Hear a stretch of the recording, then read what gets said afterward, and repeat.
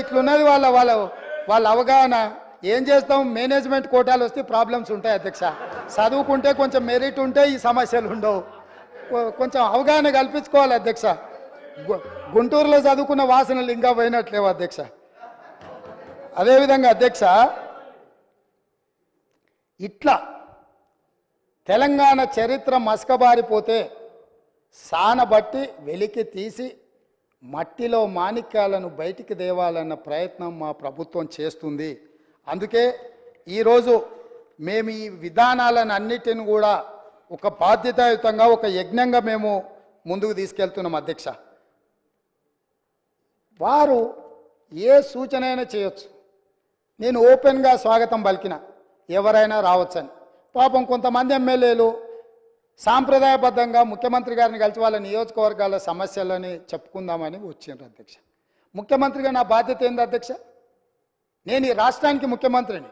119 మంది శాసనసభ్యులు, 40 మంది శాసనమండలి సభ్యులు, అదేవిధంగా 17 మంది లోక్సభ సభ్యులు, 7 మంది రాజ్యసభ సభ్యులు, మిగతా జిల్లా పరిషత్ చైర్మన్లు, మేయర్లు, మిగతా వాళ్ళందరూ కూడా ఉంటారు అధ్యక్ష.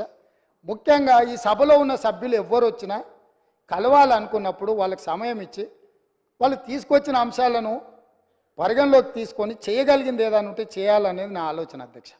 సొంత మనుషులను కూడా నమ్మకుండా వాళ్ళని అనుమానించినట్టు, వాళ్ళను అవమానించినట్టు, వాళ్ళని ప్రశ్నించినట్టు, నిలదీసినట్టు పత్రికలలో వార్తలు వస్తున్నాయి అధ్యక్ష. పాపం వాళ్ళు పత్రికా సమావేశాన్ని పెట్టుకొని వివరణ ఇచ్చుకునే పరిస్థితి వచ్చింది అధ్యక్ష. అట్లా అనుమానించకండి. మేము మీలాక కాదు, మేము మీలాక బురద జల్లము.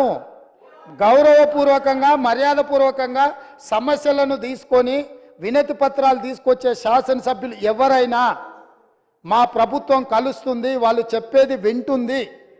మా ప్రభుత్వము అంత మీలాగా వ్యవహరించదు, మేము మీలాగా కాదు. అది మీరు అడిగేదాన్ని బట్టి ఉంటుంది. మీలాంటోడు వస్తే చార్మినార్ రాసేయమన్నాడు అనుకో, ఆ చార్మినార్ రాసేయాలంటే గతంలో ఇట్లాంటివి జరిగి ఉండొచ్చు. ఇప్పుడు అట్లా జరగవు. ఇప్పుడు మంచి ఏదైనా ఉంటే ప్రజలకు ఉంటే తప్పకుండా చేస్తాం అధ్యక్ష. అదేవిధంగా